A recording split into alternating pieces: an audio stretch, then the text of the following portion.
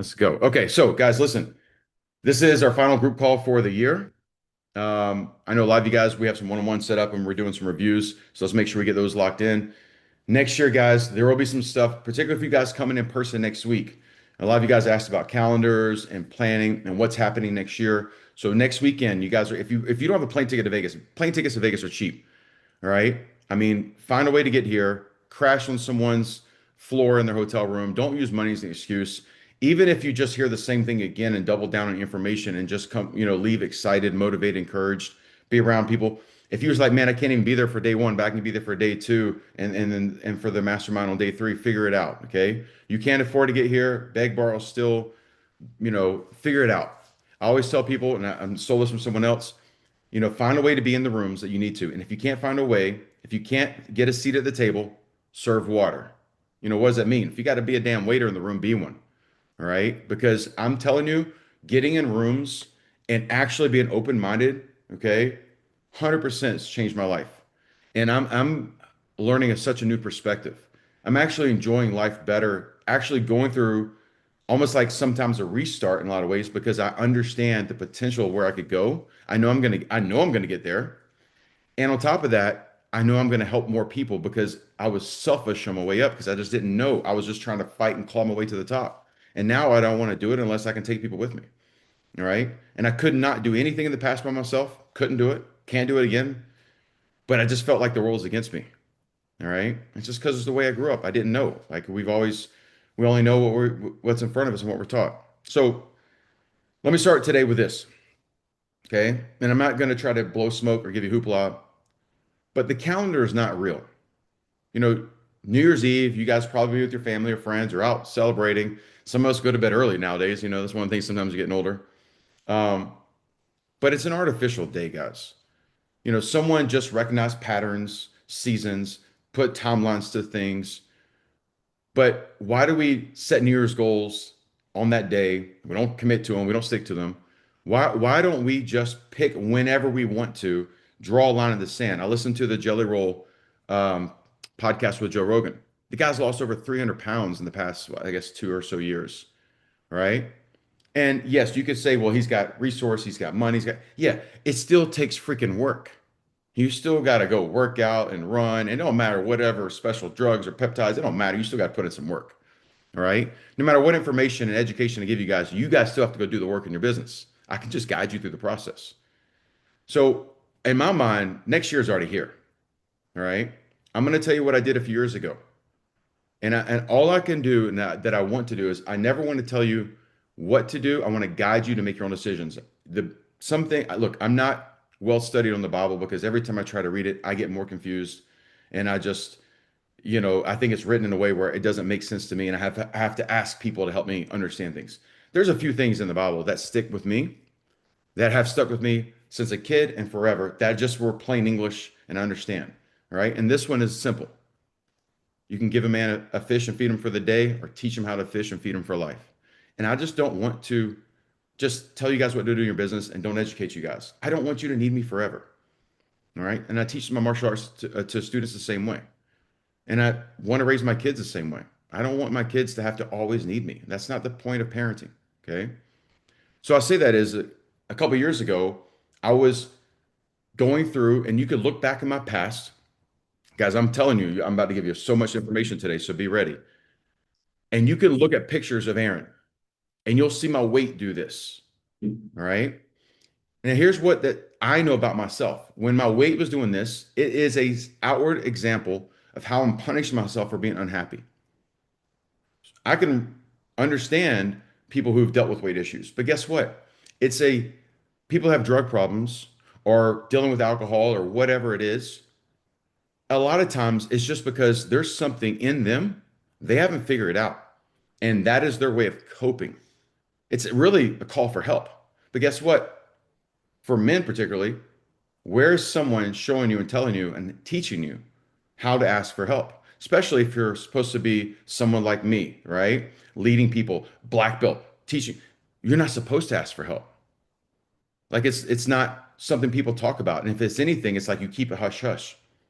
But when I look at my weight throughout the years, it was an outward cry for help that I'm not happy about something. And this is how I'm punishing myself. Because when I hate myself enough, then I motivate myself to fix them, right? It's got to get bad enough for me to want to take action. So a few years ago, I was like, I'm ready to take action, but I'm not sure I have the ability to do it anymore. So I just made a mental conscious decision. I was like, on December 1st, this was Thanksgiving, okay? I didn't tell anybody this, but for 40 years of my life, I bit my nails. Guys, I've never clipped my nails in my entire life. I know it sounds crazy at 44, never clipped my nails.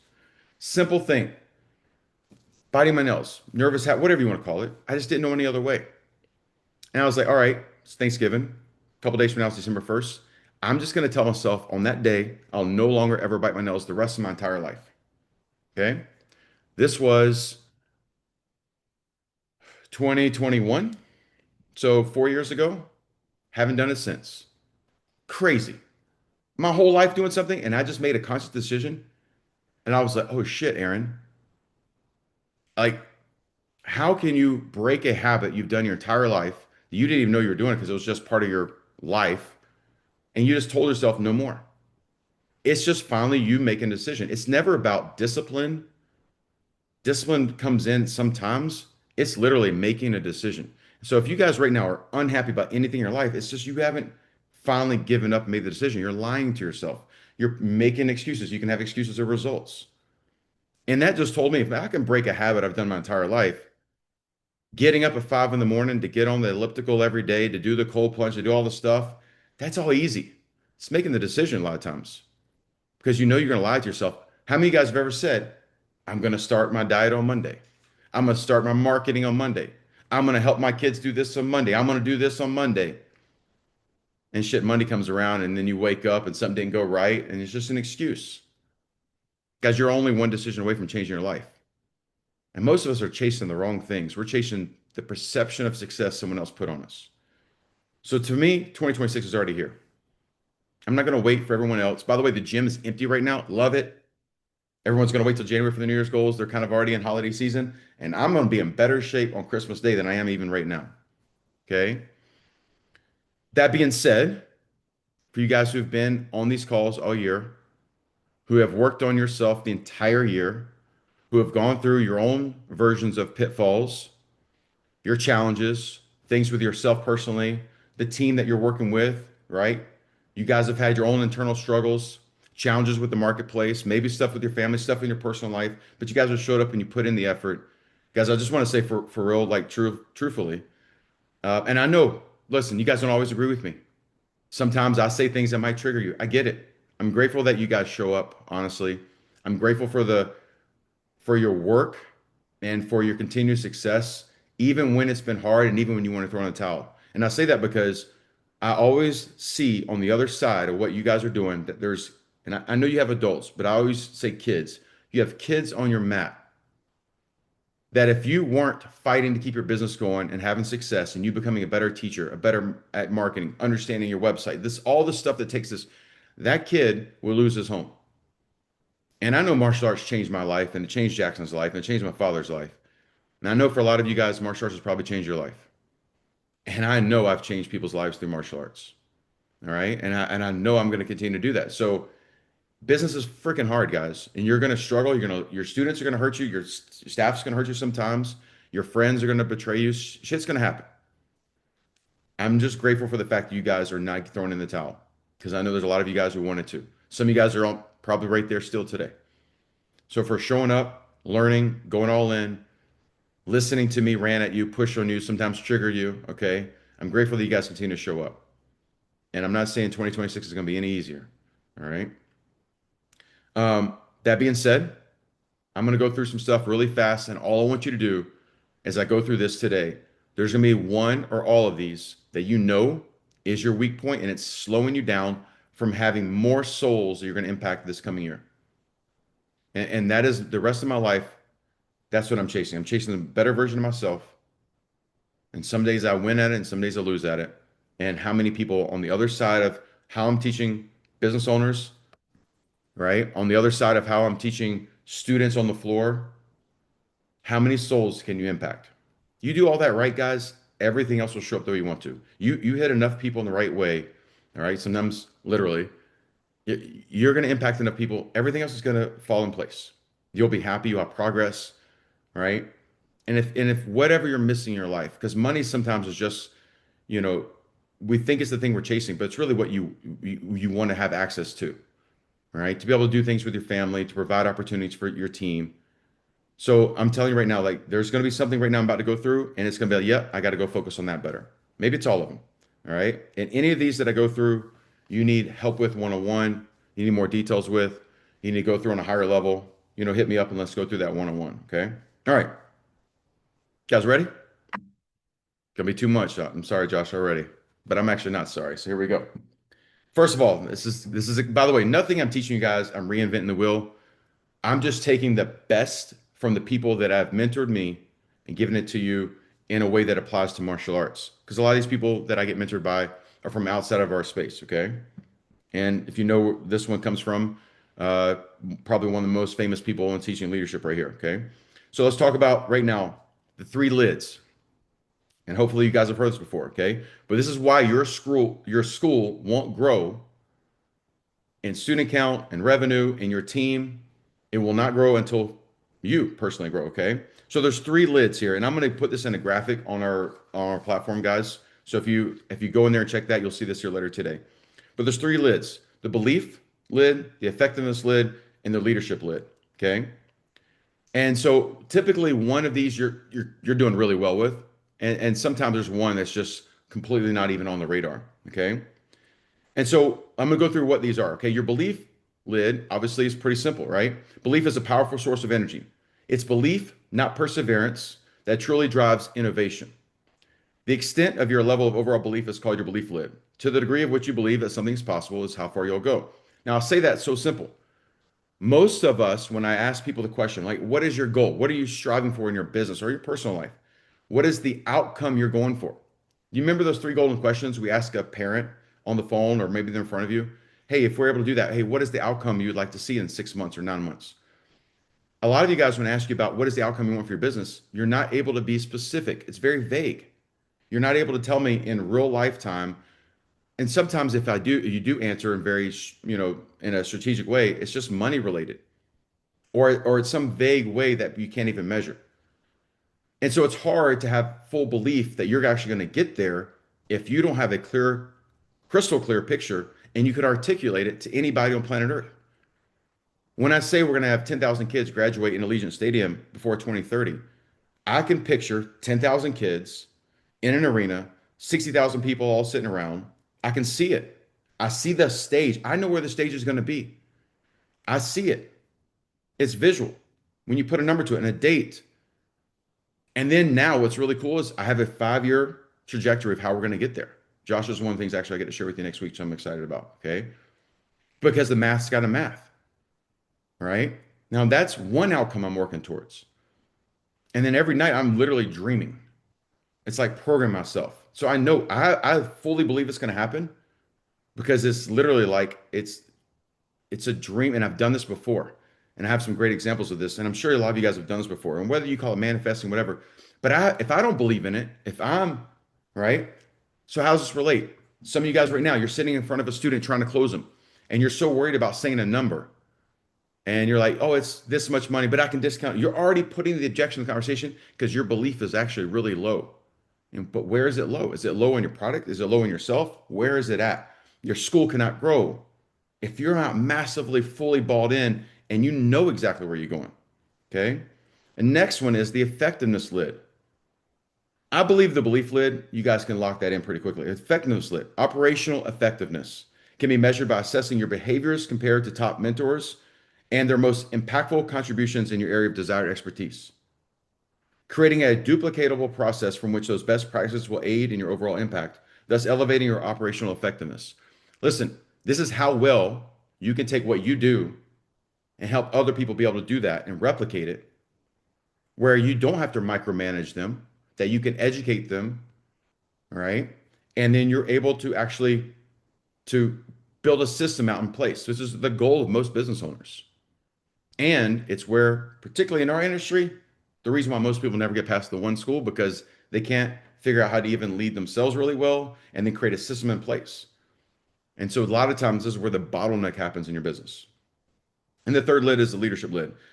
Difference between a boss and a leader, right? Bosses dictate, leaders influence. All leadership is influence. How well can you influence yourself first, your people around you, and then the community to extent. When it comes to achieving transformational growth for yourself, everything rises and falls on our ability to influence others. By the way, this is from John Maxwell, if you guys know who that is. And so here's the thing is, of these three, your belief lid, your effectiveness lid, and your leadership lid, your school cannot outgrow the lid that you keep on yourself. All right. So one of those you probably have got locked in, maybe all three, maybe you're knocking it out of the park. What about your team then? Right? Because you've got to measure yourself first. You got to make sure you're the right person leading the charge of where you're going. But I'm 100% my belief is there's at least one of those, we've got to go to the next level. Absolutely. Okay. So if there's one of those or all three of those, I'm telling you what I'm doing right now. I'd be writing notes. Man, that's the one I got to really think about. That's the one I got to go put to work on. This is the one that in this coming year, I've got to master that one. Okay.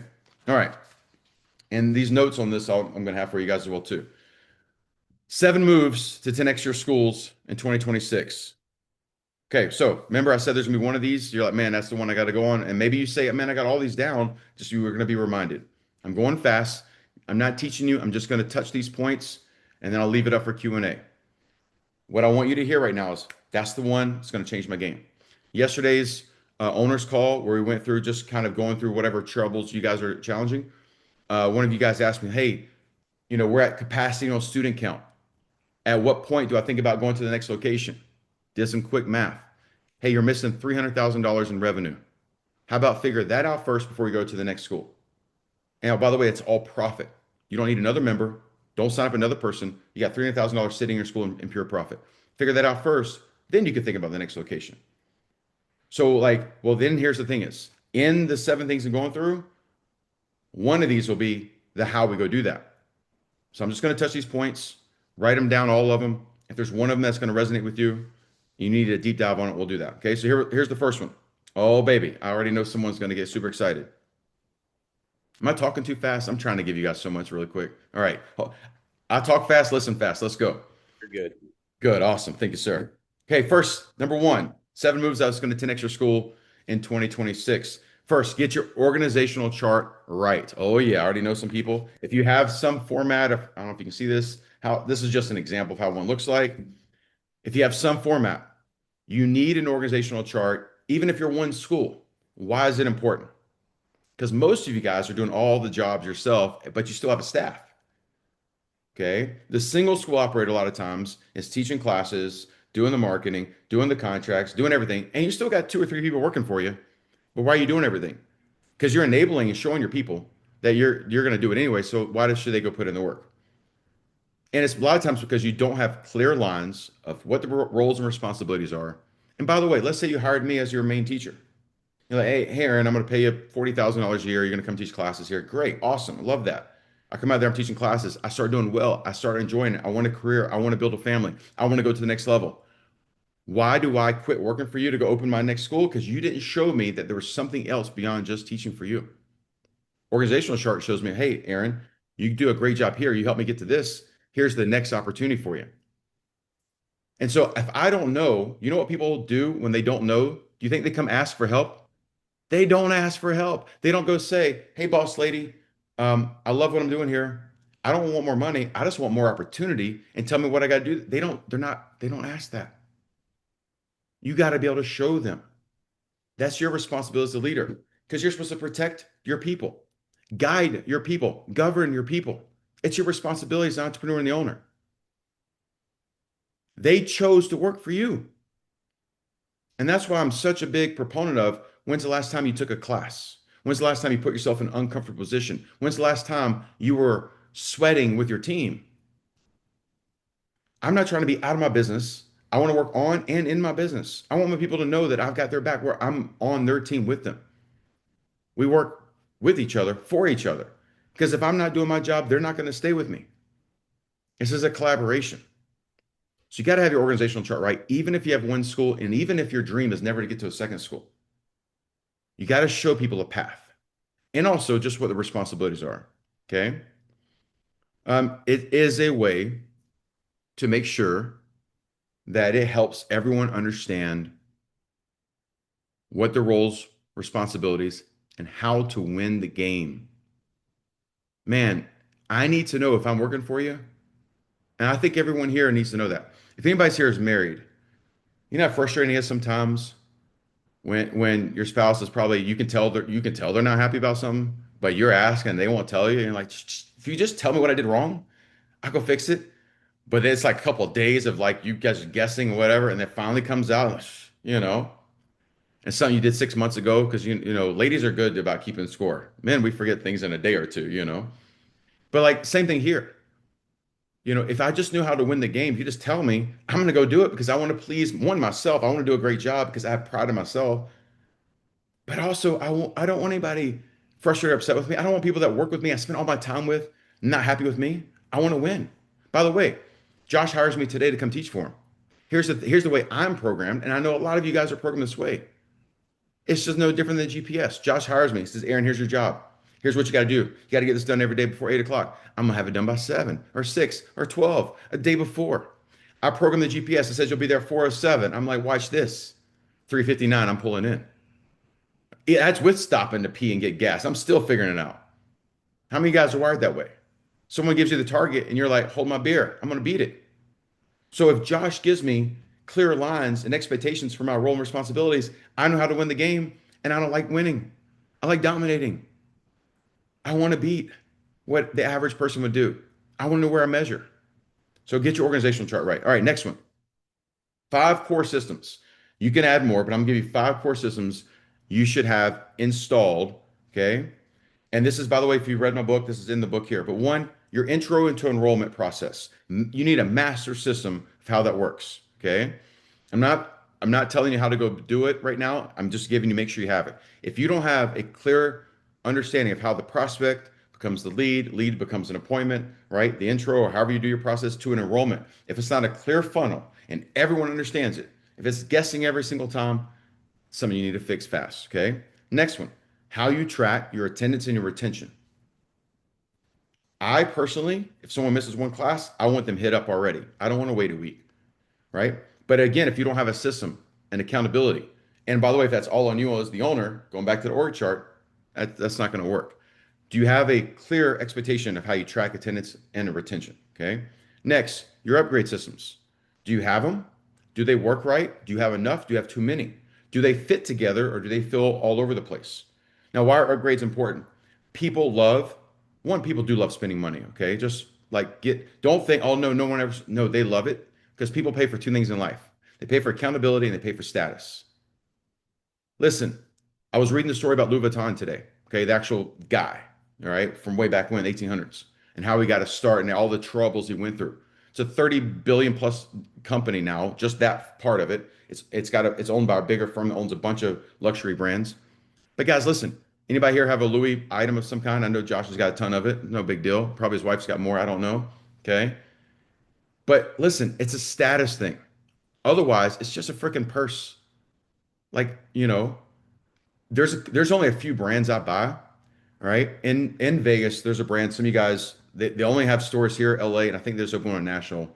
Aviator Nation, if you guys know what a brand is. And honestly, it's like Sarah bought a swimsuit, and I forgot how much it was, like $500 for a swimsuit. And I'm like, how much material is it? It's nothing, no material. Sweatshirts, $200-$300. Walmart, you get a $19 sweater. Guess what? Does the same thing for you. Why do people spend the money on a brand? Status. Why do you have a fitness coach, a business coach? Accountability.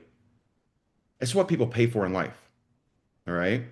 So upgrade systems are just a way for a status in your school. People want it. Trust me, they do, even if they say they don't. Okay. And it adds level of accountability both to the member and to the team. Because when people pay, they pay attention. And when they're paying you more, you're paying more attention. When someone moves up and they're with you longer, you're gonna be more in tune with that person. Next, 5 core systems. I'll go faster. Team training. The best train the most. Meetings and trainings are 2 different things. This is a meeting, not a training. Okay. Next week, when you guys are here, that's a training. We're not meeting, we're working on things and going through the process and teaching you. The best teams train the most. Are you training and role playing with your team? Okay. On all systems. Don't assume they all know. And a lot of times I was guilty in the past of doing too many things like this, lecturing and not teaching. You got to have it built in where you're teaching your team. Okay. Fifth thing, KPI review on a daily level. My team knew on a daily level where we were, and they knew they didn't have to ask. They knew how to check it. They knew what the goal was to win, what we're measuring. Got to have that. You got to have accountability to it. Okay. So minimum of 5 core systems. Your intro to enrollment process locked in. You love it. Attendance retention. How do you track it? Upgrades, right? Do you have the right ones? Are they funneled right? Priced right, etc. Team training consistently, not occasionally, and daily KPI review. Okay, these are just your systems you need to have. Next, third one, going through 7. You need to have a real offer ladder. Okay, so what is a offer ladder? Low ticket, your core program, an upgrades, and then a high ticket.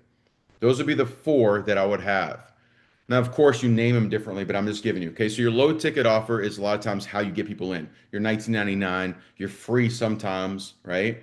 You're $67 for your 6 weeks for Christmas or whatever it is. That's your low ticket. Your core offer. Your core offer is your typical intro to enrollment. What is your normal enrollment process? Your upgrade programs, we just talked about that. And then a high ticket. High ticket would be a 5-year program, a 3-year program, a 10-year program, lifetime, something to that effect. Okay. This is called an offer ladder. And then you do have offshoots of that because your core program, when your upgrade could have upgrades to that, right? And so, like, we have 4 programs, for example. And so, this is important going back to status and accountability, okay? This is how you get your student value higher, and you want to be able to measure that. Depending on your market, everyone here should strive for $300 as your minimum. Depending on your market, you're going to be up to $400, right? If I'm in Miami, I'm $400. If I'm in LA, $400, $500 maybe, right? Your student value's got to be higher based on the area you're in. Everyone here should has a baseline is $300, right? Meaning if you have 200 students, 60K a month every month, never below that. Okay. This tells you where you are in that measurement. If you fall in some months, you might be below and you make it up the next month. The reason why you can do this is because you have an offer ladder that helps you have the ability to get the right kind of sales to keep the student value. This keeps you a profitable business. And obviously, that is the goal when you start a business. Okay. If you're one of the staff members here, this is stuff you want to pay attention to yourself because anything you want in life can happen right inside the school you're working with. I'm going to tell you right now, if I ever have to do life over again, I will not own my own school ever again. If this doesn't work out this time, I'm going to tell you exactly what I'm going to do. I'm calling up one of you guys and I'm going to come work for you. I'm going to let you do all the heavy lifting. And I'm just going to go do what I'm great at. I'm going to say, Josh, I'm moving to Atlanta or wherever, whoever wants me to come, sleep on the couch. Okay. And I'm not going to ask for pay. And I'm just going to go get on the floor and do what I'm great at. And I'm just going to help build your school better. If you work for anybody here, I'm telling you right now, guys, quit worrying about what you're paid or anything like that. Just help the school you're in have better retention, get more students in, teach amazing classes, look for opportunities to improve something without being asked. You're going to be rewarded. All right. It's an easy formula. Okay. Fourth thing, everybody here, if you're lowest guy on the totem pole, highest, you got to raise your leadership standard. Wherever you think you are in life, there's another level. You can lead yourself better. You can lead your family better. You can be a better father. You can be a better friend. You can be a better teacher. You can be a better business owner. Absolutely. All right. It starts with a belief. You got to know the outcome is there. Communication. Businesses are built on relationships. Relationships are built on communication. Not always a strong point on all of us. We have the most technology we've ever had, and some of us still are not great at the communication game. Relationships are key, guys. And I'm talking about not just with your business, all right? Not just for students, but relationships are key. I want a deeper, better relationship with everybody here. Not just as a mentor or a coach. I want a better in-depth relationship. I want to do life with people that are building other people. I want to be around other leaders, all right? And personal excellence. What is your definition of that? Mind, body, spirit. Where are you going to strive this coming year? Draw a line in the sand and just level up your level of leadership. Stop making some bullshit excuses. Quit blaming the economy or the president or whatever else is going on. All right? None of that stuff matters. All right? And if your team is struggling right now, if you're upset with one of your staff members, guys, and they're on the call with you right now, before you even look at them, first thing I always look at is myself, man. I got to be a better leader. I got to communicate better. I got to find a better way to love on them. Sometimes they're not the right fit. Sometimes I would love them best by them not being in my care. Maybe I'm not the right fit for them. I'm not the right leader and the mentor, but I can put the people in their life to help them. Some of the best things I've done in life, guys, with some of my team members that I did have to let go, I helped them get to the better person for them, and they're thriving. I'm not always the right voice or the right person or the right timing. Okay. Number five. Oh, this one, fun one, because you guys love this one. You got to build your content and community engine. Okay. This is also, if you have the book, the ABCs, it's in a part about staying relevant. Okay. But you must be the number one source for for me. I'm in the kids martial arts space. So for helping parenting, parents on parenting, growth, and leadership in our area, right? In our community. And so how do we do that? And tomorrow I know Nick's doing a call on the algorithm change on social media. If you guys need the link for that call, hit me up on that. But you've got to document everything you do and show the world what you're doing. You got to show them and tell them what you're doing. Okay. It's not about bragging. But if you're not talking about yourself, who's going to talk about it? If you're, when I say yourself, not just you, but your business. Right now, they're saying you got to have 5+ reels a day. It's crazy to get attention from the meta world. Okay. But you got to not shoot it so wide. You got to go right to your audience. You got to know the right hooks. You got to know how to get the right leverage to get the right information. But here's the next thing is it's not as hard as you think. A lot of you guys are like, man, I got to go hire a team. I got to do this. So, Josh was talking about yesterday. He's got this tournament and they're going to have, they have a lot of 300-400 students going to be this tournament. They're going to have video team there. And a lot of us hear that. And we're like, man, I got to do with that. He might be at a different level than you guys. You might be at 80 students right now. Pull out your iPhone. There's a drilling class you like. Okay. And you never know. Just start saving stuff. Take a little picture of class. Just discipline yourself to start doing it tonight, not next week, not Monday, because Monday's not coming, guys. Okay. You got to start that day today. But you got to build your content community machine. I talked about just sitting at Chick-fil-A for lunch. Guess what? We did that yesterday. And we have these little kids playing. You just see a community around you. Then you have a way to engage. Staying in your comfort zone is not going to expand your community. And everybody has the opportunity for your success in front of them. Zig Ziglar talked about you can have anything in life you want as long as you can help enough people get what they want. People have everything you want. You want more students? Well, you got to go where the people are. You want more money? You got to get more people in. You cannot sit in your business, in your school, and just hope they're going to knock on the door. Okay. Which leads to number 6. You need to become sales obsessed. Sales is not pushy. It's not a dirty word. It's not a 4-letter word. Okay. That's why I add the S to make sure it's 5. You got to become obsessed, and your team needs to be obsessed. And sales is just a form of influence. What do I mean by that? If I'm teaching a class and a kid tells me he doesn't like sparring, I could say, well, you're going to do it anyway because I said so. Okay. That is a level of influence because he has to do what I say because he's in my house. Also, I can motivate and encourage him and guide him to find a way to love it. Well, that's what called a sell. I'm selling him on the idea of why he's going to love it. We always think of sell as a transaction. It's not a transaction. I'm selling someone, I'm influencing them to go with the decision I want to guide them to.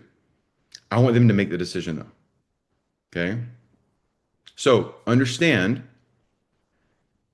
that you're guiding people. Okay. You're serving them. I said this both Tuesday and yesterday. When I'm in front of someone and my goal is to close them on a membership or maybe an upgrade, or maybe there's a challenge or objection, I literally detach from the dollar figure. I don't care if I even sign them up. I don't care if I make $1 from them. I look at the person in front of me and I just know I listen, I ask the right questions, and I find what's the best way. And sometimes we're not the best fit. I don't sign up everybody because I don't want to lie to someone, but I'm serving them, I'm guiding them, I'm leading them. I'm not trying to like hammer them down on some discount deal all the time.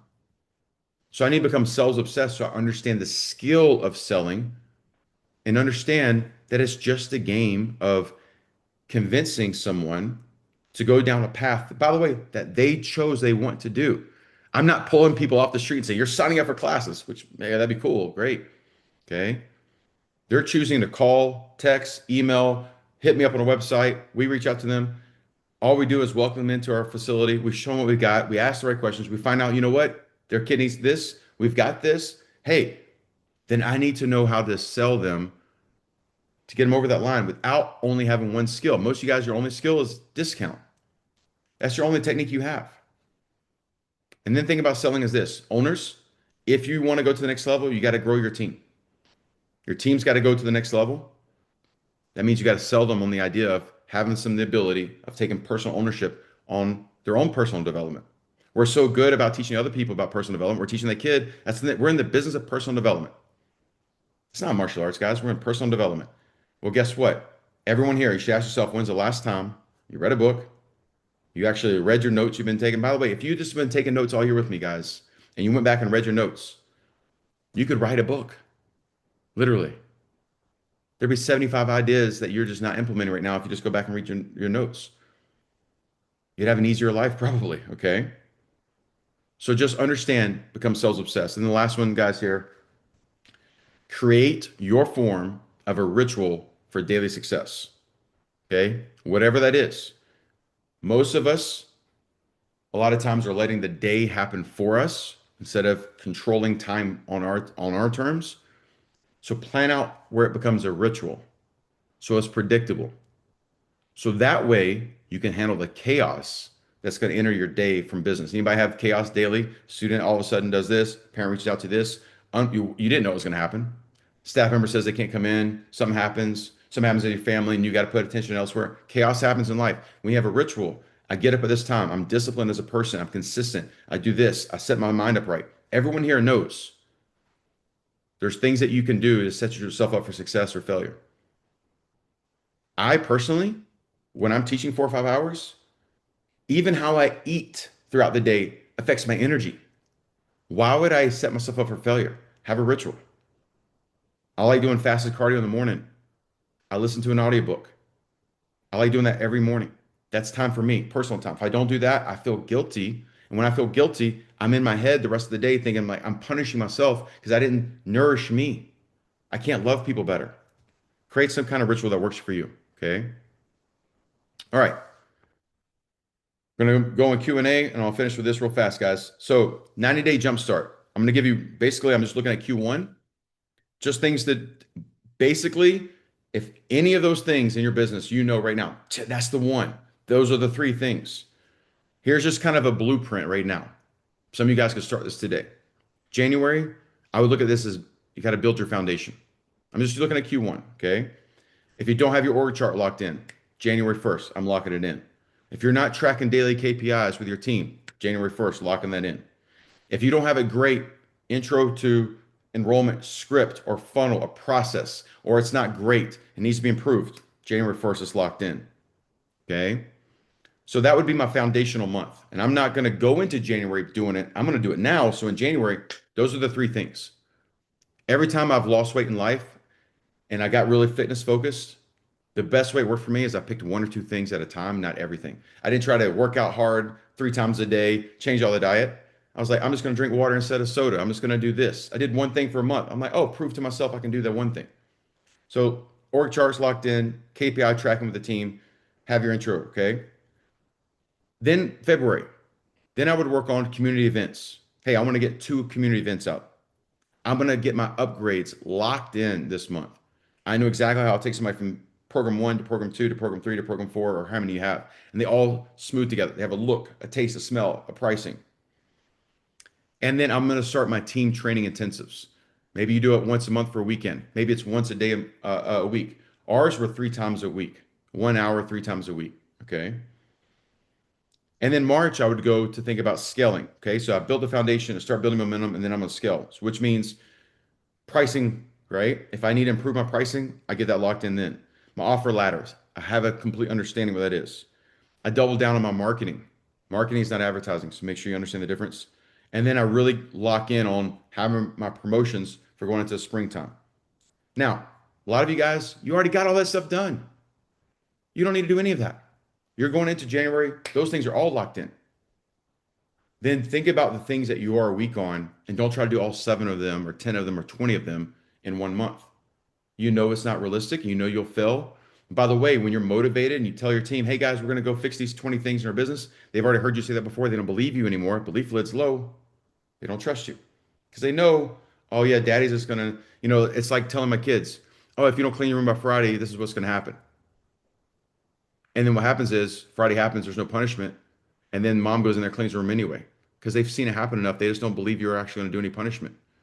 So they just like, if I wait it out, the kids learn you so well, they wait you out. Your karate students will wait you out. Your staff will wait you out. So be the man you're chasing. Act already as if you're there.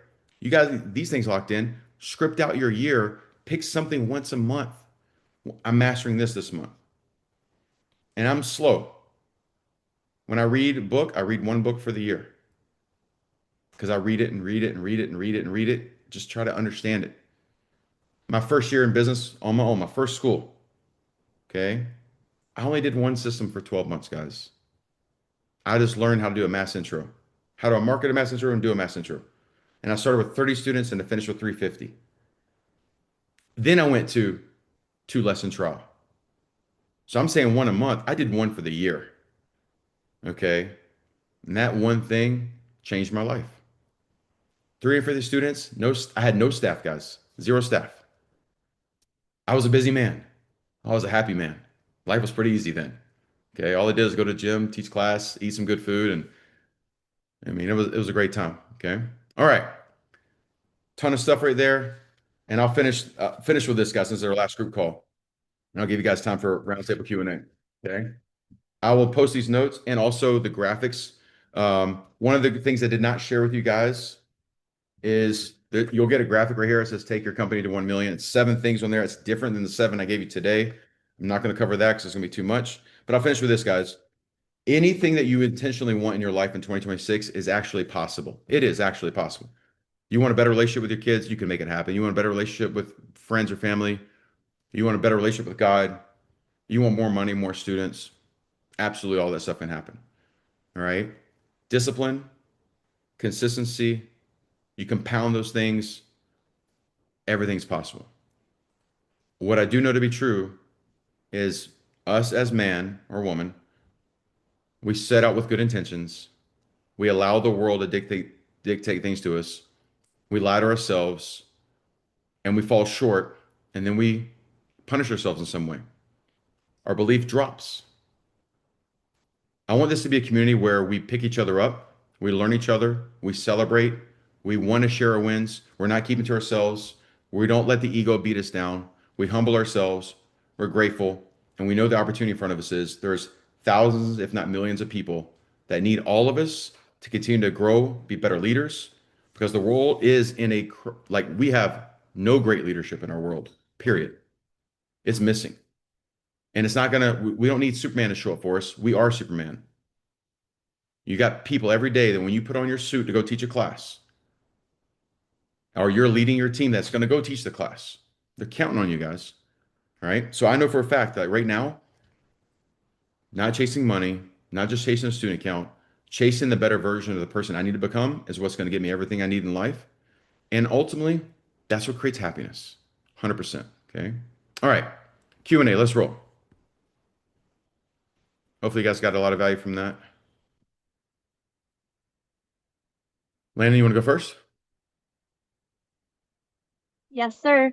This is off topic on that. But I have a very important question. Well, I got a situation where I need some help. I'm trying to work on getting better at cancellations. It's one of my hardest things. Part of it is because I don't have the relationship with the kid as the instructors do necessarily. I've kind of lost that, so it's emotionally difficult for me to understand where they're coming from. So I'm trying to get better at it. We're doing more of them, blah, blah, blah. So we have a student named Leah. They actually just canceled their appointment for today, so it's not as urgent to talk to you today, but I figure we might as well still go for it. So we have a student, she's autistic and is in her junior ninjas class. She so often wears headphones because of the noise. So in the beginning, they were concerned about that, but that's worked fine for them. But they want to cancel, and they said due to her health concerns and health issues. I've asked whoever's been talking to her, and they haven't given me the answer on what health issues because I haven't been the one communicating um, with that parent. But I just need help on how to handle a cancellation like that. And I do have one other cancellation as well that I would like some assistance with. Okay, so first thing on this is um, how do you you should have a process that works across the board, okay? But let me say this. The first way you handle cancellations is you do a great job on onboarding people. So remember I said I don't sign up everybody. I Right. want to vet everyone coming in that we know why they're there, that we actually have the ability to serve them, we have the right product for them, and we're the right fit. That's going to eliminate a lot of cancellations, right? Because sometimes we're so much chasing a target financially or student account, right, goal Mhm.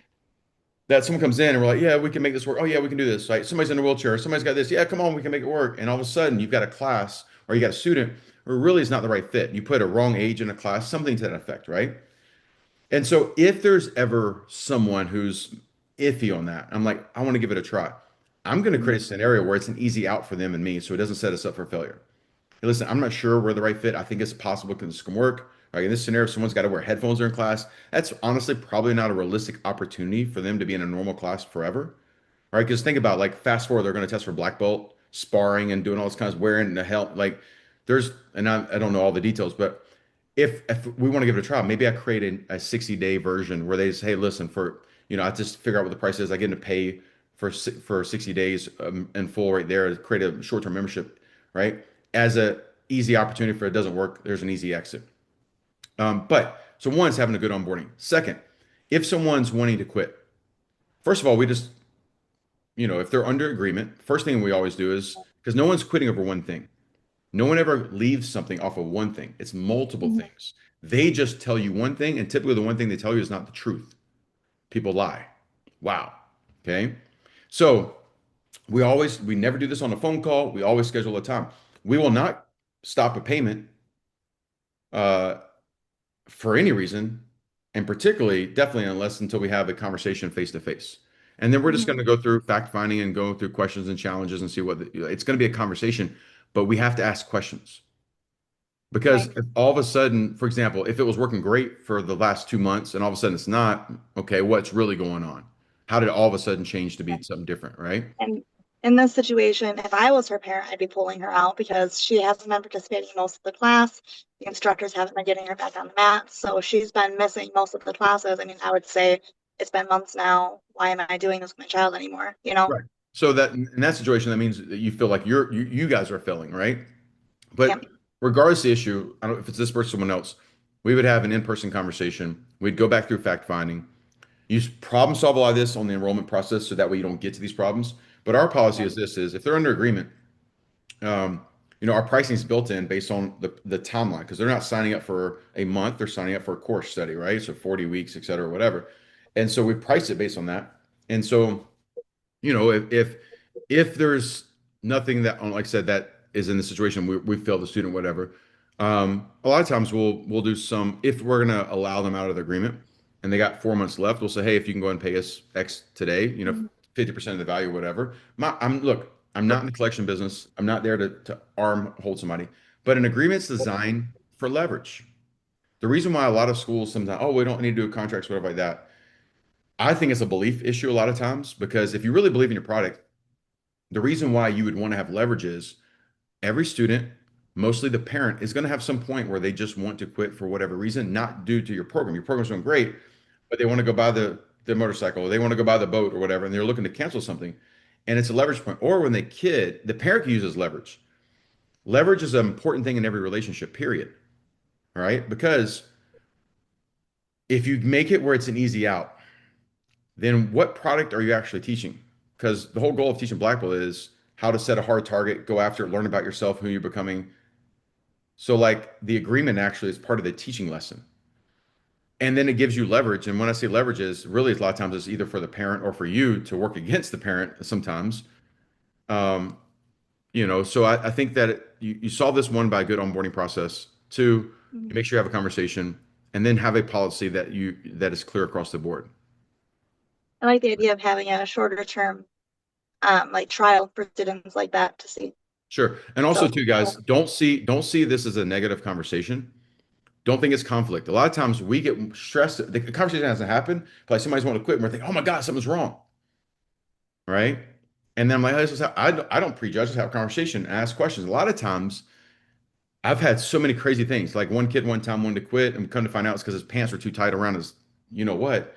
And he was embarrassed to tell his mom he needed bigger pants. And that's why he wanted to quit. Like stuff like that. It's like, oh, okay. Like, wait, that was an easy fix, just give him a new pair of pants. Well, mama said if I had to get a new pair of pants, I was going to have to pay for it. I don't have money, stuff like that, you know. But listen, also, you want to have what's called, I think I've taught you about, so you guys want to sign gold paper, not rice paper. You want to sign gold contracts. What does that mean? You got to make sure to do a good vetting process. And sometimes we're such in a hurry to get our numbers hit that we sign up bad apples, and it's called rice paper, and it unwinds and it creates more problems for the business, right? So just be good at that.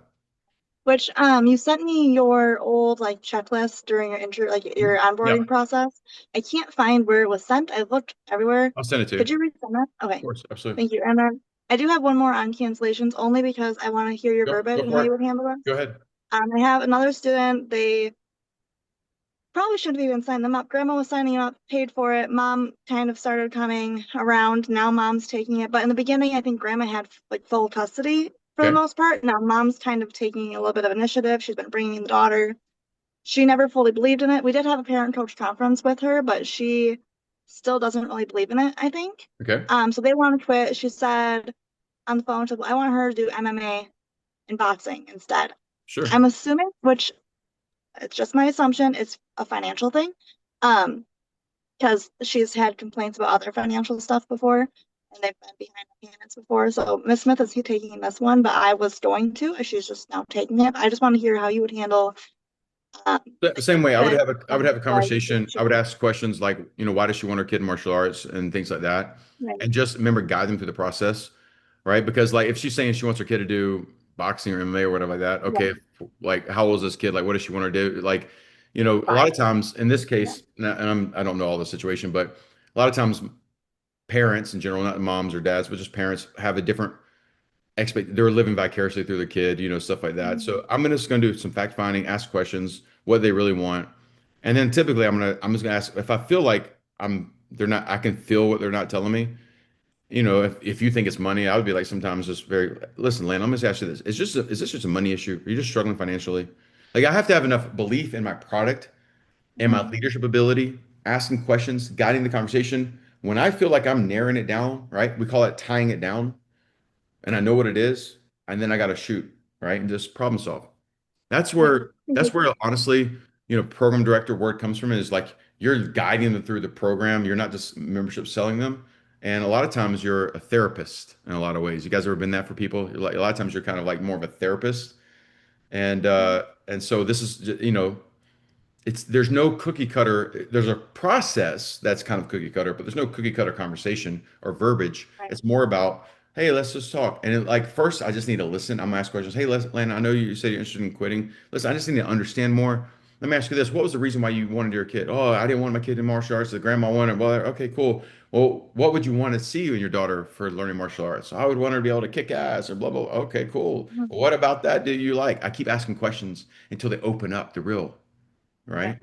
Yeah. I've just never had someone be like, "Well, we want to do a different type." So Oh, I have that all the time. Yeah. we Because a have lot of different times, schools they want to go to because they're cheaper, right, but right. not like.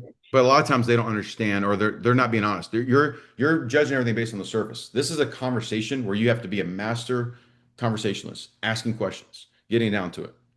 Because Okay. they're comparing what they believe is apples to apples. And a lot of times it's apples to, pineapples over here. Mhm. Okay. Okay. Thank you. Mr. Nick, let's roll. Does Landon have like a glass skull hanging above her? Yes, that is a glass skull. It's a scenty thing. It's supposed to make it smell good. That's the only, I was like, I just kept looking at that hovering glass skull. Okay, that was cool. I like it. I got two quick questions if that's cool. Let's go, baby. My team, we've like all four schools, we've really doubled down on the instructor training. So like we've been meeting once a week. We've been training like three, I think last week we might have done 4 hours, but we've been really role playing a lot and stuff. I think the main thing we're all trying to work on is I'd call it like class control. You might call it like structure. Do you have just like one or two good role playing ideas to add on for us? Give me more context of what you mean by, in your terms, structure or.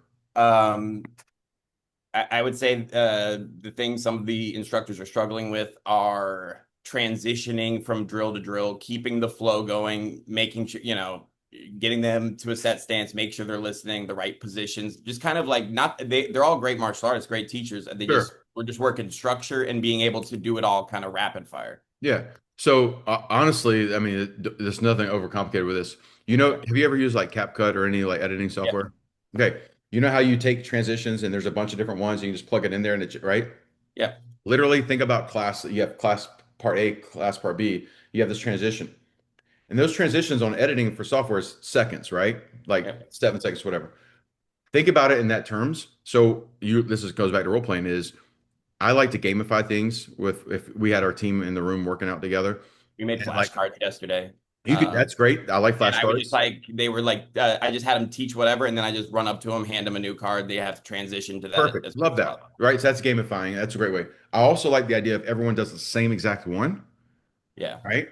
And then but then we just try to one up each other, compete a little bit, turn it to a One little up in what fashion? What do you mean? what well meaning like if let's say if there's a transition where it's like, all right, from teaching the craft to going to kickboxing, we're gonna do a matchup, but in between the matchup, I want you to bring the class over to here, right? And you're gonna Yeah. bring them over here, you're gonna lock them up, you're gonna do the matchup here, then you're gonna get them to get bags and go to this drill, okay? And so you mapped it out for them and you show them, all right? Okay. And then you let them use their personality to kind of one up each other. Somebody maybe use humor, maybe somebody's being like louder, somebody uses music.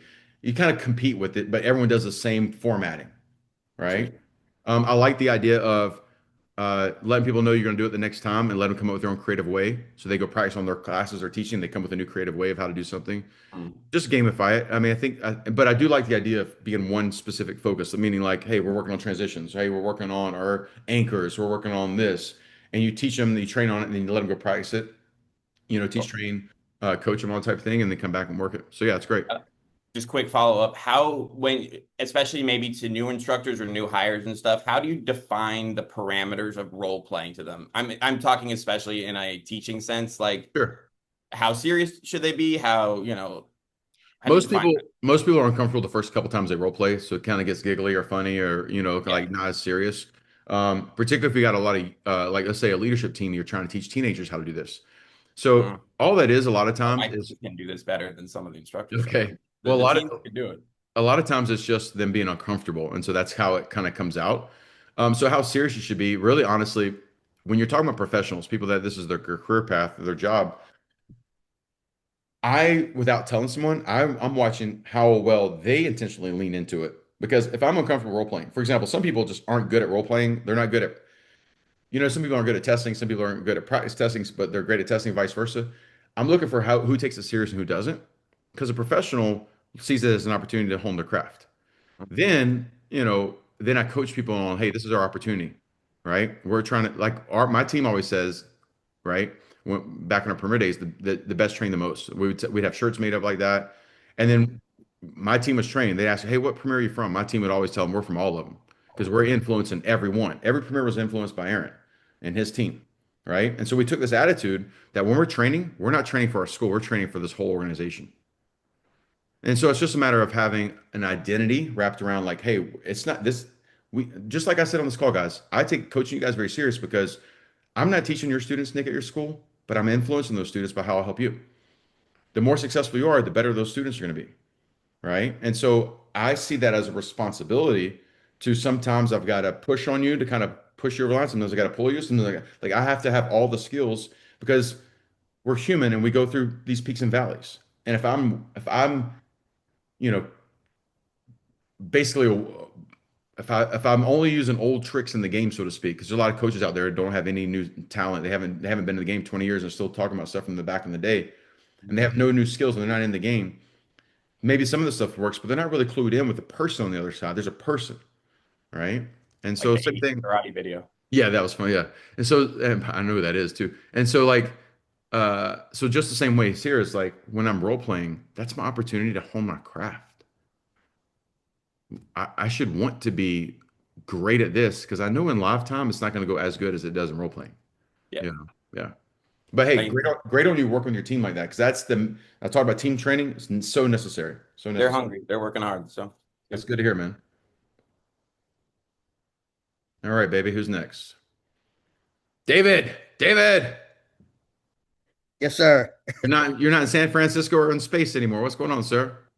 Nah, I'm here. Yeah. Um, so right now I'm just getting ready for the black belt graduation. I got the red carpet ordered, working on the roses. I got some special guest surprises. 'Cause I got students from different schools. So like Calvin School in East Cobb closed down. So I'm gonna bring him up as a special guest for some of his students that were formerly his. And I got John coming. Um, So I have it already set up as they're coming in, they're walking through the red carpet. All three of us are handing out the roses. We got the music playing. Can you hit that Then pause? once everybody's settled, I kind of give my special announcements, thanking everybody. I'll let them give their special announcements. Then I guess from there, do we just go straight into them calling out the names and giving them the certificates? You can. And then Have you time blocked this off? that's what I'm working on now. Go get the knife and open it up over here. So if you do that and send it to me, and I can send you my formatting too. You know, mine right now is right at an hour. Okay. But type it out, write it out. Okay. I haven't even seen these yet. I'm gonna open these up real fast. All right, are you having them like break boards or do anything special, demonstrations, or just more like just strictly celebration type of thing? Are parents making announcements? Are you having parents coming up giving testimonies or referrals or Nope. things of that? Nope. Okay. Yeah, I'm gonna see. I'm about to show you one of our Blackwood diplomas. No one's seen this before. This is how they got wrapped. I don't know if you can see this. No, so my formatting is this is I'll give you a fast version. We're gonna introduce them on stage. They come on stage. All right, careful with them. Don't break them. Go cut them instead. Yeah. They don't cut the secrets. They're gonna walk on stage with a rose. They're gonna give that rose to one person. They don't give it to two or three or whatever. Then we're gonna have a video that's probably 10 minutes long, showing their whole journey of the test process. That's their testimony. They got interviewed. It's all about transformation. Then they'll come back on stage. We have a ritual of how we take off the old belt, how they're awarded the new belt. We bow out the old, bow on the new. They do a black belt oath. They get sworn in. We bow them in as black belts. They get awarded their diplomas. Game's over.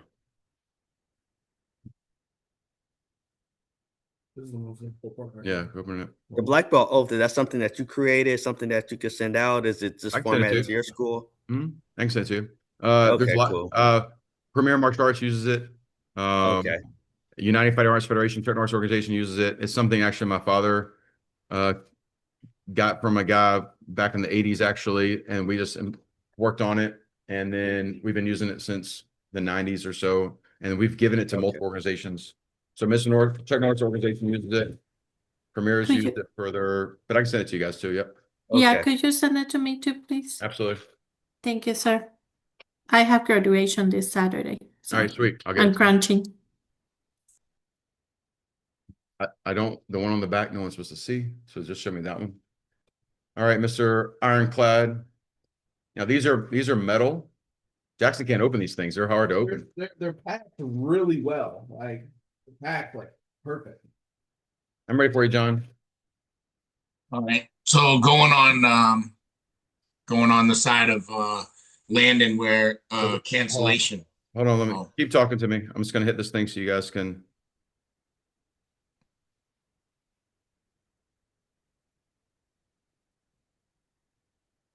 All right. Y'all see this? This is on metal. It's already signed, if you see here. So this is metal and it has so they can frame it or they can actually have the post where they can put it on. It's pretty badass, right?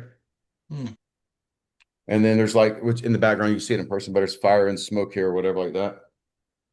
Definitely unique. And then it has our 10 tenets on the side here. Pretty badass, right? That's it. Pretty proud of that. It's our first black belts for Rise Martial Arts. Pretty cool. I have a question. We have something similar. It's the metal, Mhm. Yeah, a big. it's made out of the But same stuff. what do you put in there in between? I see a lot of wording that you have. I'll send you a graphic so you can see it. Yeah, thank you. That too. All right, cancellations. Where are we at? So I have a mother. So just to kind of pre-frame, I sent out yesterday about our school enhancement fees starting in next year, 2026, and February is going to be the first payment, this and that. So then I have this woman who she has three kids with me, and she sends me probably within 10 minutes of getting that email, she sends me email that says Emma's last month in martial arts will be January. We're going to focus on gymnastics. So then I call her. Actually, I didn't email her. I called her and I said, okay, do you mind if we talk about, Emmy? I said, what's the reason, what's the reason for the cancellation? And she was like, oh, since you kind of changed the charges, the recent charges and stuff like that, we have three kids in martial arts, and $6,000 a year is just not feasible for us. And I said, okay. I said, is there anything? I said, okay, well, Emmy's been doing really good in class. Is there anything do you think that she needs more of, and so forth? She's like, well, she wants to join gymnastics. And I said, okay, so you're not doing gymnastics now. I said, so what makes you think that, the $6,000 a year that you're paying now, and Emmy's getting a lot of confidence, building confidence. She's doing, her self-esteem has come up. I kind of went through the chart that like they wrote when they signed up the kid. I said, do you think that, gymnastics, I said, is actually going to be more expensive for you? And I said, do you think that that's a good thing to kind of switch over to? And she was like, well, Emmy wants to do it. And I was like, okay. And she goes, and, paying $40 extra in February for each kid. And I was like, all right, no, I totally understand. And I did your thing, which I freaking hated doing it. Oh, I absolutely understand. I hate that, actually. I hate like agreeing with someone when I just want to wring their freaking neck. Sorry. You're not sorry. No, I'm not sorry at all. So I said, oh no, I absolutely understand, this and that. And I said, what else, what can we do for you to kind of help, keep the kids in and so forth? And she goes, well, you can probably lower our membership for Emmy. And I was like, well, we have a contract signed and so forth. And she's like, well, her last month is going to be January.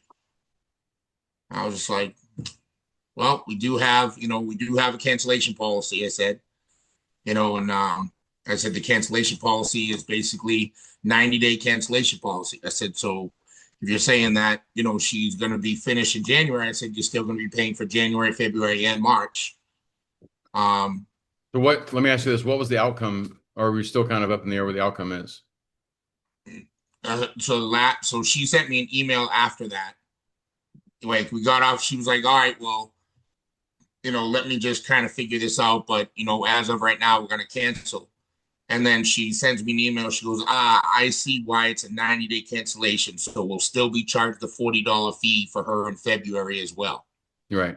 So I sent her an email back and I said, no, that has nothing to do with the $40, the $40 charge. I said it has to do with our cancellation policy that is actually on the contract that you signed.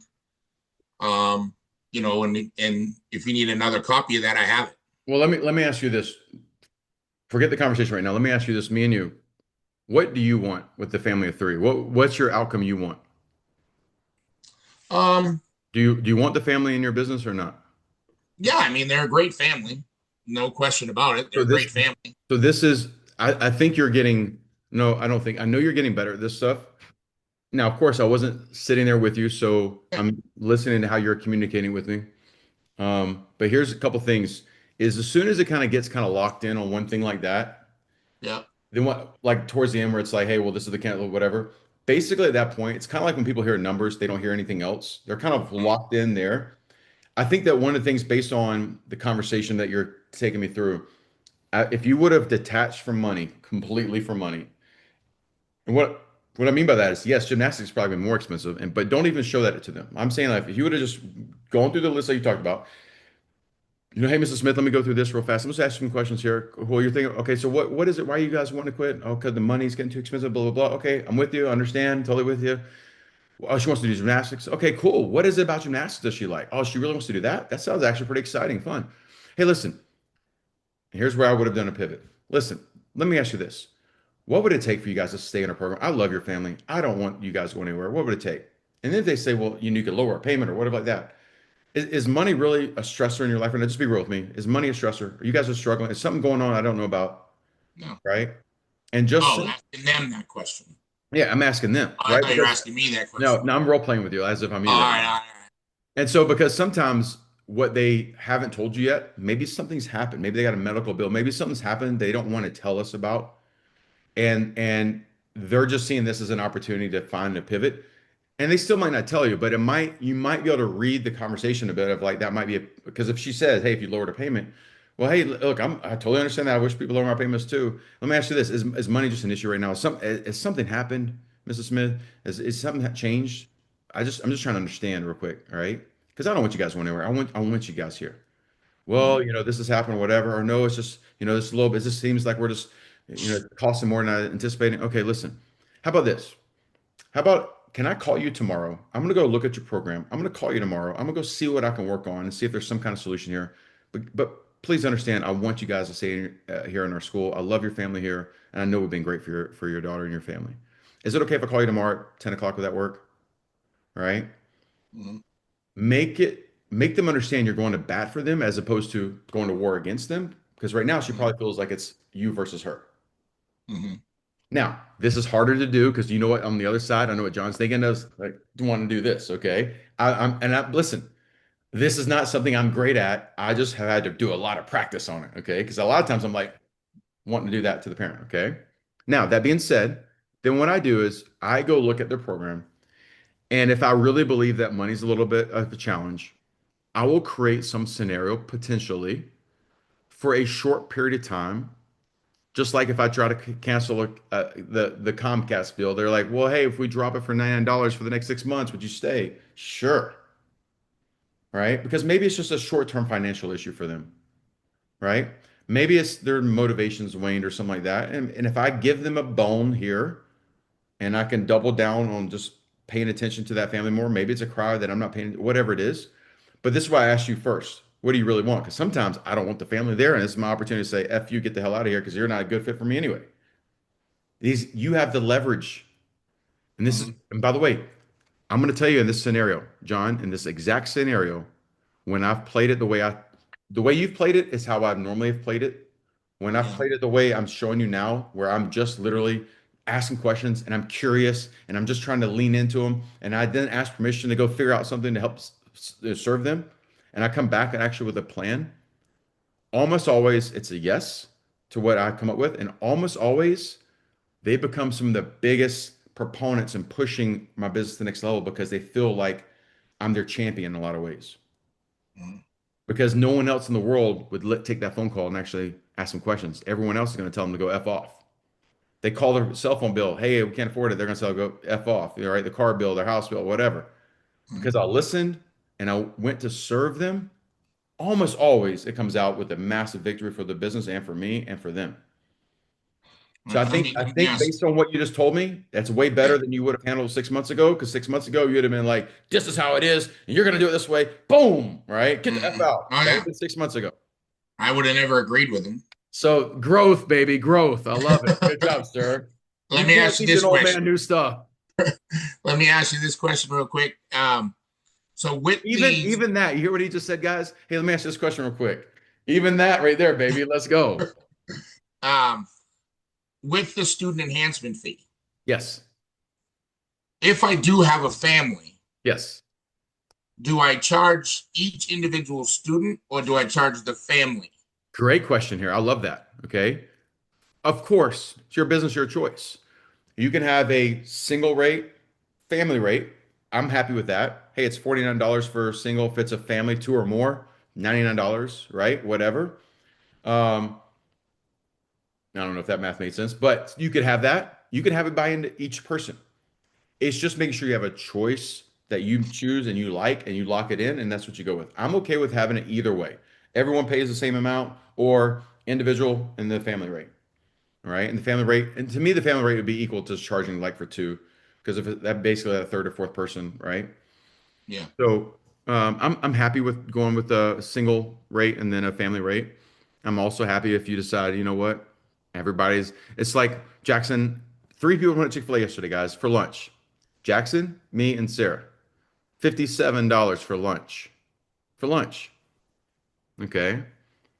Mhm. They didn't give us a third person discount, you know, like, Well, uh, that's the thing. I also look at it like everyone uses the equipment. right. So it's not like because it's a family, one person doesn't use the equipment as much Correct. as the other. Hey, listen, that it's kind of the old martial arts mindset of like, well, hey, we're gonna get discounts for the second, third, or fourth person, because back in the day, that was their incentive to get the family involved or get other people in. The reality is, think about this: you actually punish the business in a lot of ways every time you discount somebody, because if I signed up individual six people and they're on a class, or I could have one family of six in that class and only two people are paying and the other four are free, whatever.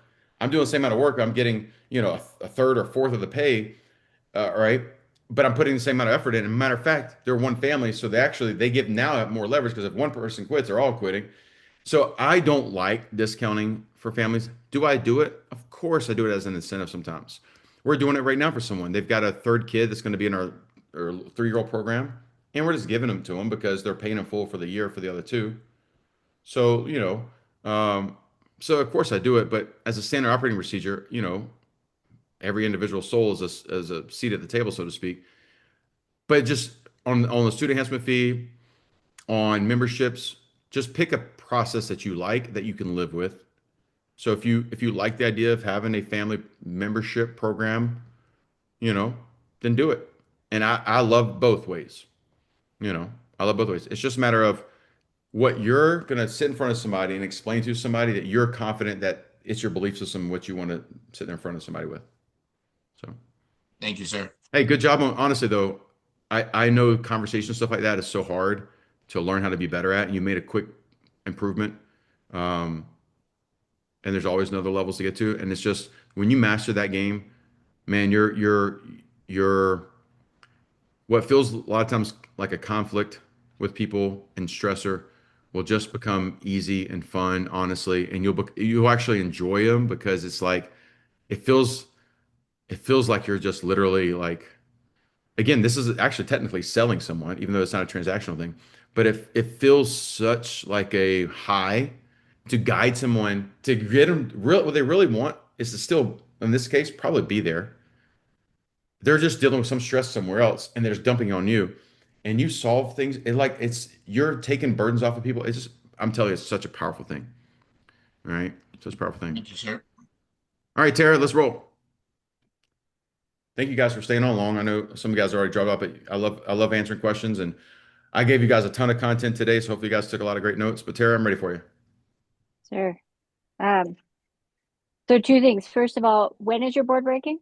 When are your board breaking events in January? Uh, So you're doing an internal and an external, right? So like back-to-back Saturdays? right now, I've had to make some adjustments, some stuff, but 10th and 17th. Okay, then those are the dates I'm looking at. Which are you doing first?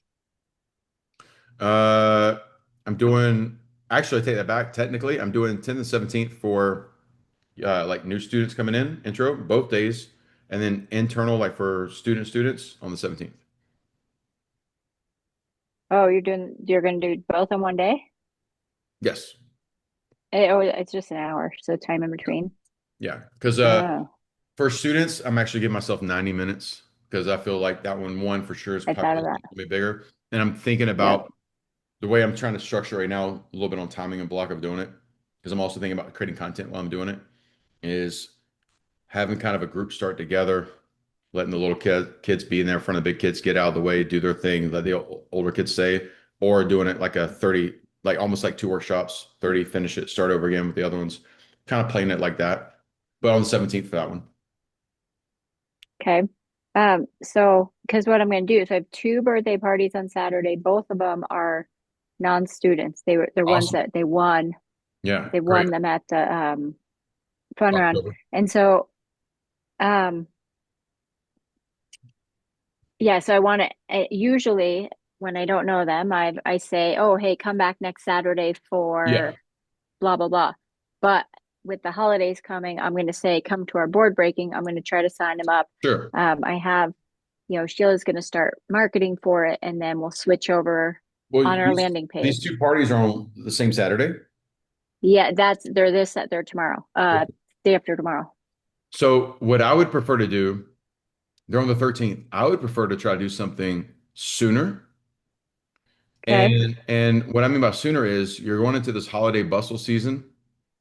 So I'll give you two options. So anyone who's doing a mass intro before Christmas break, here's a couple options. If I was doing a or a birthday party, for example. So by the way, I have a birthday party we're doing Sunday here.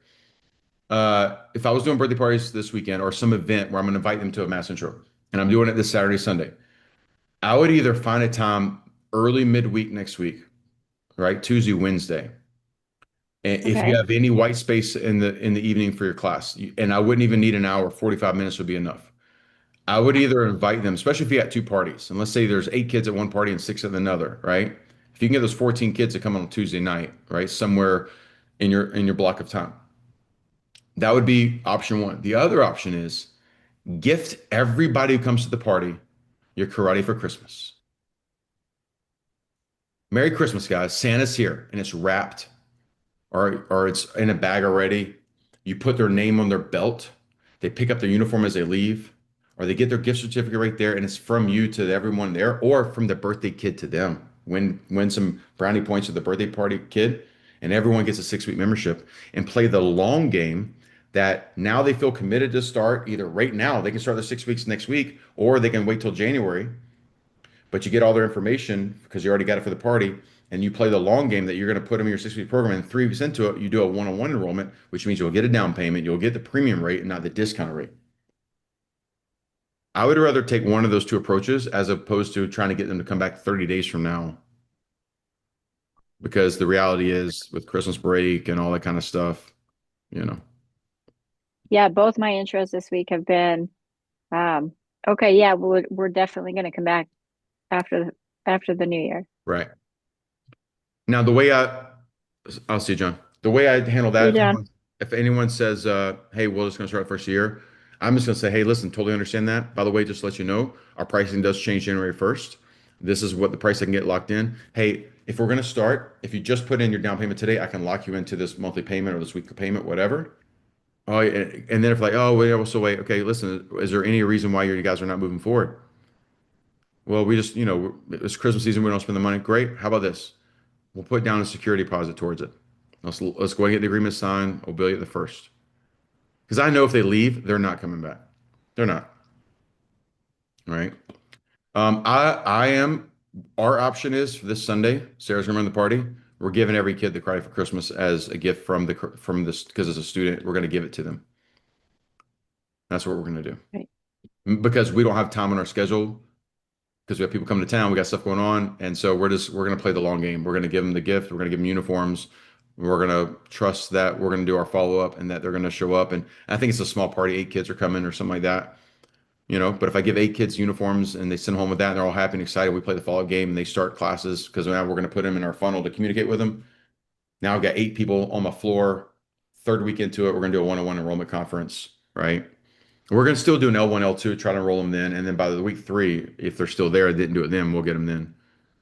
That's what we're going to do. So I mean, I don't think I have enough uniforms for that, but Well, then what you can do in place of that is you you can can still just give them the give certificate them the certificate and say it and includes uniform. 100%. And if you have a white belt, give them a white belt and put their name on it and say, hey, on your intro, when you come in, when I have your uniform, you're going to take your white belt test then and go ahead and send them home with that belt so that, hey, you can't wear it yet. Put it on your nightstand. I want you to look at it every day. I like that. Yeah, I have plenty of white belts. Okay. Yeah, I'm looking at, I mean, right now, last I heard there's 8 for one and 10 for the other. Hell yeah. And Yeah, you said both these kids are not students, right? correct. How cool is that? That that's such a huge victory. Like 100% that makes them look like a freaking stud. you know. Yeah. They're giving all their guests a $300 martial arts program value as a gift. You know, that by the way, the other parents will be like, God dang him, that Susie, I knew Susie tries to go above and beyond for her parties. Now we're gonna have to give all our kids gifts when they come for their party. You know, cool. I love it. Let's go. I don't miss that. You're right. I I know. mean, as a As a parent, I parent, don't as a miss that parent, I stuff. know. Yeah, Right. yeah. Okay, and then okay, cool, thank you. And then switching gears, you're talking about student value, $300 a month, student value.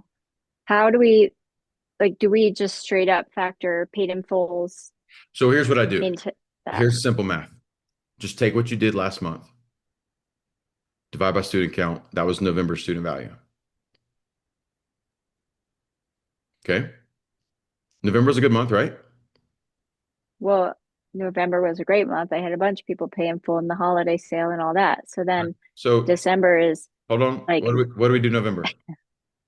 20, uh 19, 17, no, 16, 15? so 18. I know it doesn't end in a zero. 18,003. Okay. So 18 divided by student count. 54. Okay. So you're at 333. Okay. So that means, boom, we beat that. Now, all that means is that's your target every month based on your current student count. So then your brain goes, well, how the hell are we going to do it again? Well, Right. typically the answer is you got to get new people. Mm. For example, if you signed up 10 people this month, right, and you were getting a $200 down payment and a $300 equipment package, right, that'd be 5K right there. So typically the answer is actually pretty easy. It's just Good. the momentum we got to go build. But Sweet. you want to measure it monthly. And then you look at kind of what your average is over that for the year. So like there might be 333 and it might be 267, which actually then that balances out. What you don't want is 333, 267, 222, 197, because then this is all being pulled down, right? Yes, sir. So, yeah.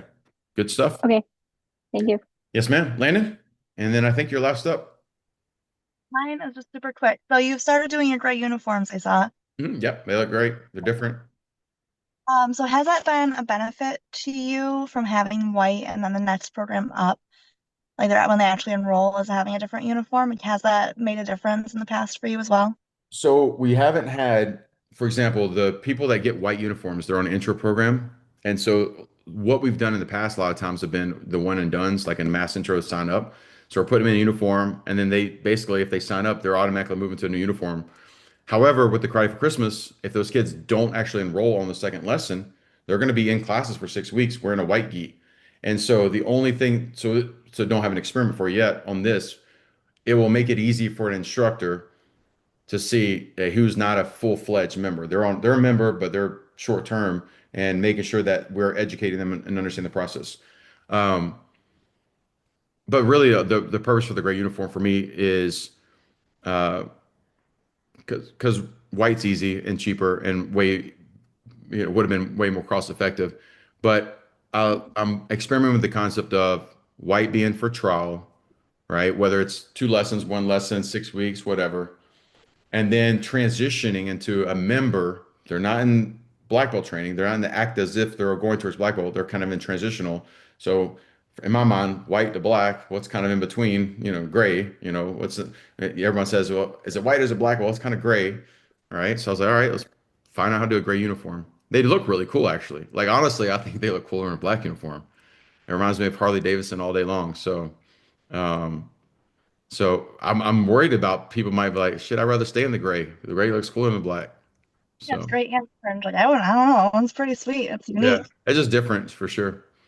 I'm just asking, we've had some parents asking, because now that we're not doing only, because we used to only have people in the foundations for like 6 weeks max, and we would push them to black belt training. But now that we're not so worried about that, I've had parents asking about buying a second white uniform. But I like the idea of having a darker color, and like you said, having that mental transition for the instructors to see. Because when my daughter signed up, they didn't wear a uniform if they weren't signed up officially as a student. So she spent a few weeks in regular clothes, and I was like, oh, I want her to have a uniform to blend in and to, match Yeah. everyone's. I mean, I I like, think uniforms are status symbols. That's what they are. Remember, people say I was saying people pay for accountability. They're a status symbol of account or for status and accountability. It's a status symbol. So when you understand that, it's more about how no matter what the uniform is in your school, it's a matter of what people see that as a status. For example, if you literally came out with I don't know, crimson uniform in your school or pink or whatever, turquoise, right? Like, and it represented like it's the most badass uniform or whatever. Like, I'm actually creating one that I thought about, at least I've got a prototype coming that I was going to have based on like, hey, when you become a level instructor, a certain level, that you get a different uniform, right? Just status for instructors.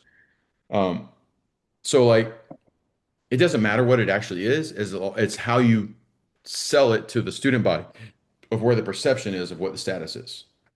Like right now, if I change the gray uniform to, I don't know, it was purple, and we explained what it was, right? And but after purple, there's bright orange, but bright orange means that you're a badass, and purple means you suck. You know what I'm saying? Like whatever it is, it's how you sell it to the audience, and it's perception, right? So look at the pink tie-dye. If that was the uniforms, and I said, hey, when you're at this level, you're an elite level, and there's only 10% of our people that get to that. Everyone's going to want pink tie-dye uniforms. Okay. So it's more about how they perceive it, right? And most people, have some kind of like all solid white. The whole point of white is to kind of humble the mind, humble the spirit. White as snow, start fresh. Who likes wearing all white? I mean, I like wearing all white, but most people don't like wearing all white. I have a hard time keeping it clean. at least one student in every class has fallen in the parking lot and they're not white anymore. They're not white anymore. Yeah, yeah, yeah. That part's a little tough too. So Snow and everything. Okay, so you're still in the trial process.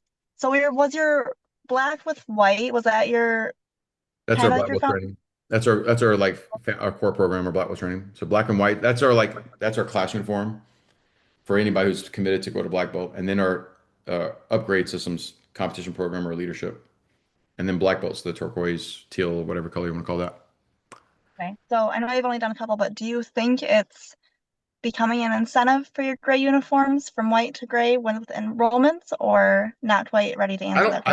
I don't think it's going to be an incentive, honestly, because I think they don't know it's an incentive yet. I think they're too like that's what I'm saying is gray to black can be an incentive because what we sell them what it represents, right? They get to wear the same color as a black belt. The gray is just more of a internal type structure and motivation. So for example, let's say we do a big push in October for all the festivals this coming year in 2026, and we do a bunch of trial programs or Valentine's, we do 30 days free, stuff like that. We give them a uniform, we do 2 lesson trial, we try to enroll them into a normal program. If they don't do it, but they're on the mat for the next 30 days, they're all going to be in white geese. They're going to stick out like a freaking sore thumb. I think then it's an incentive because it's like, well, I don't want to wear it. I'm the only kid in the whole school wearing a white gi. What the Mhm. hell? Matter of fact, we still are so like our discovery program has been white geese up to this point, and so the people who still have those older geese, they stand out right now because all the new kids have all the gray uniforms, and they're like, well, why don't I have that? A couple kids that gave it to them, a couple kids that haven't committed to the next level program or extended the program, I'm not giving them a uniform. It costs me money. They can buy it if they want to change it. Right.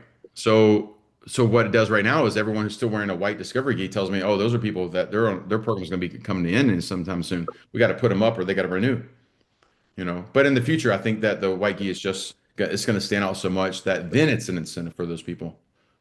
Yeah. So we've had only one of them have a white gi. Do you think it would be not as much of an incentive if we did black with white for our foundations? Because we've never really done trials like this before. Do you think it would be worth it to try with like if all black with a white, like your core, but that would be our foundations? Or do you think that wouldn't No, necessarily? I would not use a black uniform until someone's on a black belt course study, right? Because you kind of you lose what it's really designed for, all right? So yeah, and also there's a cost analysis and all that to it too. Okay. I just Right. agree that they might stay in the gray because it looks pretty snazzy. So, That too, right? Sure. All right, guys. Hey, okay, thank it's almost 2 hours. Hopefully, I didn't bore you guys. A lot of information. I'll see a lot of you guys next week. And if you guys need anything from me for the next week or so, hit me up. We'll talk soon, guys. Peace.